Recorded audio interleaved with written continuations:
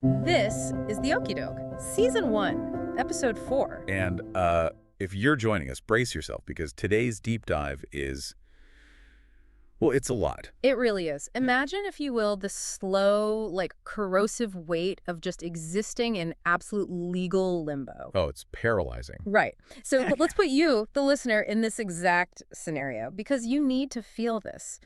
For months, you have been functioning under a cloud of just systemic suspicion. The authorities executed this massive raid on your property, a raid that, we now know involved hundreds of pages of documents, including a forged warrant. Yeah, which we covered, and it's still shocking. Exactly. So they tear through your home, they box up your entire digital life, your computers, your phones, your hard drives, and then they just leave. And they find absolutely nothing. Nothing. They make no arrests, they file no charges, you have absolutely no criminal record.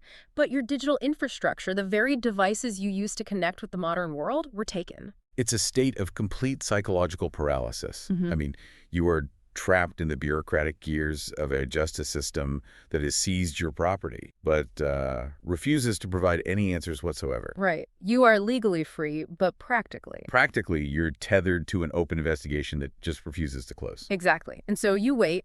January turns into February. February drags into March. March bleeds into April. Agonize. You send polite emails. You make phone calls. You ask week after week, when can I have my life back? Is this over? And the response you get is the standard impenetrable wall of state bureaucracy. The investigation is ongoing. That phrase is a nightmare. It is. But then out of nowhere, the clouds part. Your phone buzzes on a Friday afternoon. It's a text message from the lead investigator. They tell you that you can come downtown on Monday and pick up your confiscated belongings. Wow. The nightmare is over, right? I mean, the relief in that moment would be overwhelming. The natural human assumption is that the system, however slowly, has finally worked. They performed their forensics, they found nothing, and now you are cleared to retrieve your property. So Monday morning rolls around. You drive downtown. You walk into a massive, imposing government building, completely unsuspecting. You sign your real name at the front desk. You get your visitor badge. You are just there to pick up a cardboard box of laptops and go home. That's the mindset. Just an errand. But you are completely unaware that upstairs, before you even step off the elevator, a covert government recording device is already running. A hot mic. A hot mic. You don't know that the investigator who texted you is currently on the phone with her supervisor, live briefing him on your arrival. You have no idea that you haven't been invited to retrieve your property at all. No, you haven't. You've been invited into a trap, and the door is about to lock right behind you. It is a chilling operational maneuver. Honestly, precisely because it weaponizes the social contract. Oh, that's a good way to put it. Yeah, it preys on a citizen's baseline desire to, cooperate with authorities. You walk in believing you are participating in an administrative handoff, while the people waiting for you have already designated you as a target. Welcome to today's deep dive into the official records, the timelines, and the interrogation tapes of the case involving J.T. Jackson. Our mission today is to thoroughly dissect one of the most baffling and, frankly, structurally concerning timelines we have ever encountered in a criminal proceeding. We are going to unpack disappearing evidence, bizarre digital economics that defy all conventional logic, and official legal charging documents that strip away a man's freedom. Documents that were signed blindly by the very authorities sworn to uphold the law. Before we jumped in, though, to really understand the gravity of what unfolds inside that government building, we need to establish some rules of engagement, a baseline of how these legal and technical mechanisms actually operate. Right, because to fully grasp this case, we have to stick to plain English. No jargon. Exactly. Let's define 3 critical terms up front for you. First, let's talk about Bitcoin. Right. So Bitcoin, in plain English, is just a digital form of money. That's it. It's a digital form of money that allows people to make transactions without a traditional bank. Perfect. Second term, a charging document. Okay, a charging document is an official paper telling the court what someone is accused of. It is the absolute foundation of a criminal case. If it's not in the charging document, it didn't happen, right? Correct. The court only looks at that official paper telling the court what someone is accused of. And the third term is crucial: signing under penalty. Right. What does that actually mean? Signing under penalty means swearing everything in a document is true, with strict legal consequences if it's a lie. You are putting your career and your freedom on a line saying, this is fact. Okay, so we have our terms. A digital form of money, an official paper telling the court what someone is accused of, and swearing everything is true with legal consequences if it is a lie. Exactly. Keep those in mind. So early 2018, we have to start with the agonizing months in between to really understand the bombshell that dropped in April. The waiting game. The waiting game. On January 23, 2018, the raid on JT Jackson's property happens. They find nothing. No arrest is made, but his devices are taken. From an investigative standpoint, this is a stagnant period. I mean, they have his hardware. If the evidence was sitting on his hard drive, they would have extracted it, secured an arrest warrant, and brought him in within weeks. But they didn't. No, they didn't. The fact that months passed with no action strongly indicates that the digital forensics did not yield the smoking gun they were looking for. So JT waits in limbo. He repeatedly asks for his property back. Finally, we get to Friday, April 27, 2018. Investigator Robin Letourneau texts JT to pick up his devices on Monday, April 30th, 2018. And this is where the timeline gets genuinely wild. Oh, it's insane. Because on that exact same day, Friday, April 27th, 2018, a mysterious email is sent directly to Kevin Hart's personal email address. The victim. Yes. And this brand new email demands a ransom to keep a Las Vegas video private. It is signed El Jefe, which is Spanish for the boss. Wait, stop. For the listener, think about how wild this is.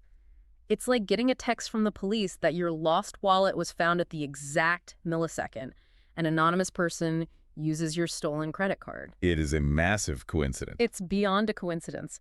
Is it even possible JT knew he was walking into a trap when he arrived that Monday? Because I'm trying to play devil's advocate here. We'll look at it strictly from JT's perspective.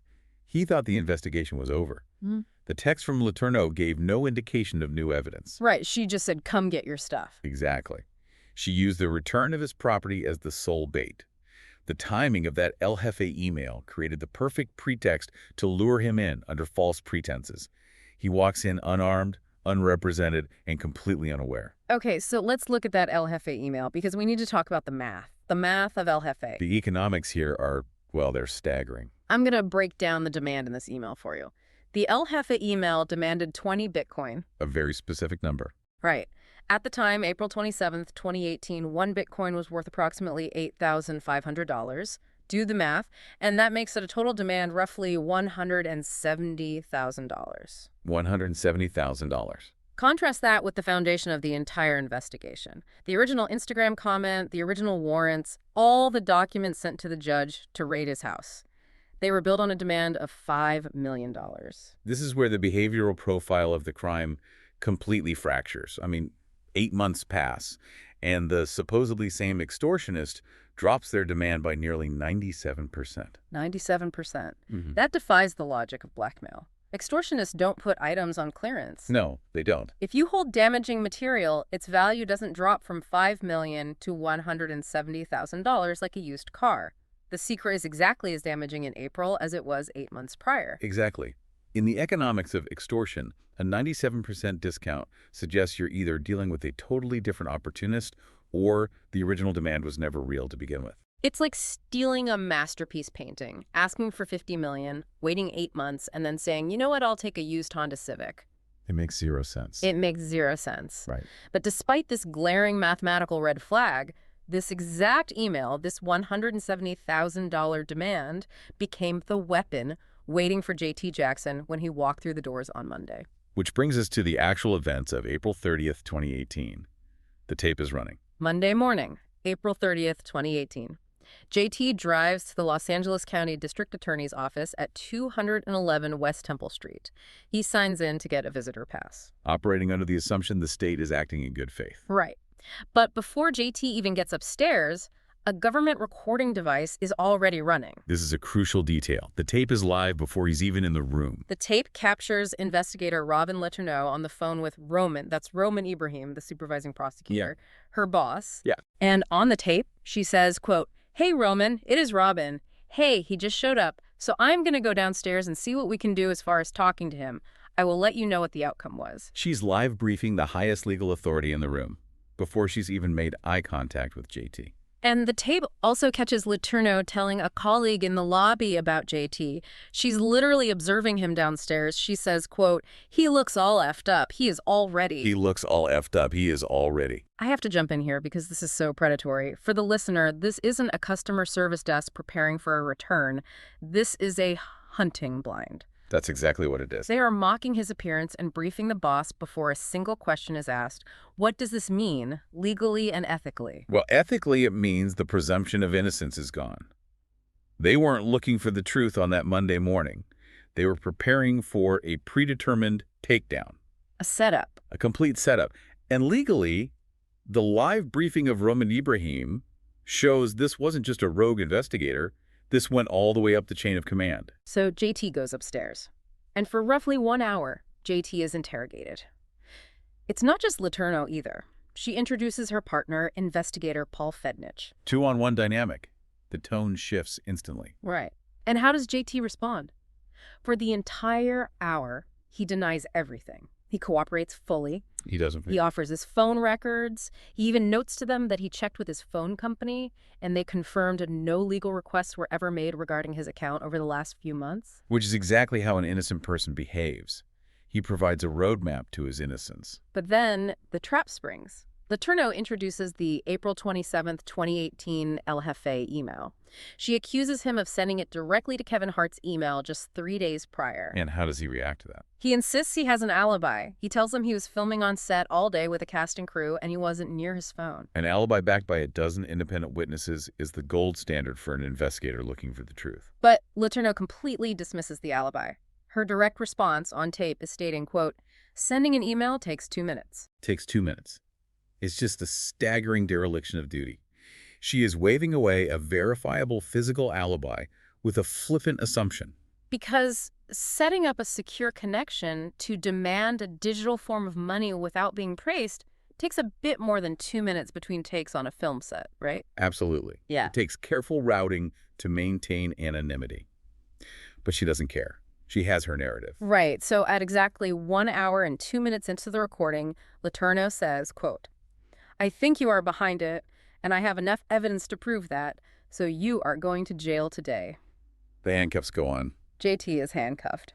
But after the arrest, as the room settles, Letourneau is caught on tape saying something completely contradictory. What did she say? She murmurs, quote, "I did not really see this going this way, but anyway, it does suck." I did not really see this going this way. Oh. Let's dissect the psychological whiplash there. Please do, because it drives me crazy. How could she claim she didn't see it going this way when she briefed her supervisor before JT even reached the floor? She knew exactly how it was going to go. Exactly. It reveals a deeply cynical performance. Yeah. She's trying to project to the recording device that she's just a reluctant officer following the organic flow of evidence. Yeah.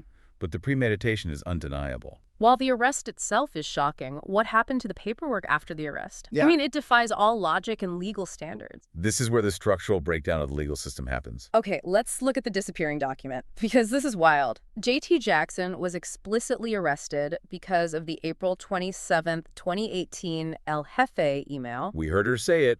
I have enough evidence to prove that. Right. But 2 days later, on May 2nd, 2018, the official charging document is filed. Now, remember our definition. The official paper telling the court what someone is accused of. Right. This document is supposed to justify why a man is sitting in a Los Angeles County jail cell. But there's a mind-bending twist. The El Jefe email does not appear in the charging document. At all. Not once. Not a single mention. It vanishes completely. So what's in the document? They can't just leave it blank. It's the ultimate bait and switch. Instead of the April 27th email, the document accuses JT of extortion taking place between August 25th and August 30th, 2017. I want the listener to really process that timeline. August 25th to August 30th, 2017. That 5-day window in August is 3 weeks before the original Instagram comment even existed. Before the $5 million demand was even posted. Exactly. Letourneau herself would later confirm in open court that there was absolutely no extortion in any emails during that August window. None. Wait, really? She admitted that? Yes. So the document that caused the Tuesday arrest vanished, and a phantom crime from 8 months prior took its place. The El Jefe email was never entered in court. Let me frame this for the listener because it's just so absurd. It's like getting arrested on a Tuesday for robbing a bank that morning, but when the official paperwork hits the court, it says you are being charged with stealing a horse 8 months ago during a week when you didn't even own a horse. That's exactly what happened. How does the entire pretext for an arrest just evaporate? How does the district attorney's office let that happen? It happens when the chain of command completely fails. Which brings us to the signatures. 2 signatures, 0 verification. Let's focus on that May 2nd, 2018 charging document. Remember our third definition. Signing under penalty, meaning swearing it is true with strict legal consequences if it is a lie. A sworn oath. This document, with the impossible August timeline, is signed by investigator Robin Latorno, and it's also signed by the supervising prosecutor, Ruma Ebrahim. Ruma. The very same boss she called on the hot mic. Yep. So they both put their names on this paper. But here is the bombshell admission. Later, in open court, Latorno was asked about this signature. And what did she say? She admitted she signed the document without reading it. She swore under penalty without reading the words on the page. She just assumed the prosecutor, Ruma Ebrahim, put the right information in, and the prosecutor signed it too. Let's break down the systemic failure here. The chain of command, an investigator and her supervising prosecutor, is supposed to be a safeguard against errors. Right. Redundancy. Exactly. Instead, it became a blind rubber stamp that legally swore to a false timeline of events while erasing the actual catalyst for the arrest entirely. Which forces me to ask about the double standard here. Weigh in on the gravity of signing under penalty. If a normal citizen did this, if you or I signed a tax document or a mortgage application under penalty of perjury and it contained an impossible lie and our defense was, I didn't read it, what would happen? You'd be indicted for fraud. Immediately. Yeah. You'd face prison time. The state would tell you that ignorance is no excuse and your signature is your bond. But when the state does it, to take away a man's freedom, it's just a clerical error. The double standard is staggering. It creates an insular environment of absolute impunity. So let's recap this dizzying journey for you, the listener.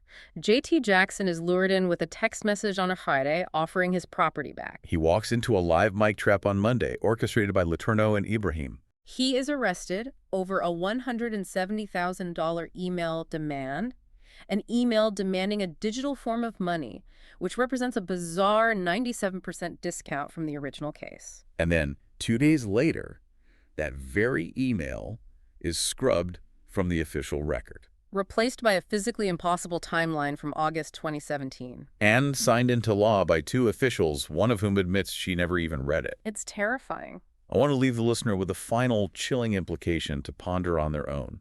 Go ahead. If a legal charging document can be sworn as absolute truth without being read, and the primary evidence used to physically put a man in handcuffs can vanish from the record without a trace, what does that mean for the thousands of ordinary cases processed through that exact same building every single day? Wow. Cases where no one is looking closely, where there are no deep dives. How many people are sitting in jail right now because someone couldn't be bothered to read what they signed? Next time on the Oki Doke, the El Jefe email that put J.T. Jackson in handcuffs was never entered as evidence. But years later, a forensic expert finally got his hands on it. What he found inside about when it was actually created and how it was made explains exactly why it was never shown to a judge. Episode 5. You won't want to miss it. New episodes of the Oki Doke Season 1 drop every week. Follow us wherever you get your podcasts. If this episode stopped, you share it. Someone needs to hear this. Keep questioning the official record in your own lives because, as we've seen today, the paperwork doesn't always match reality. We'll see you next time.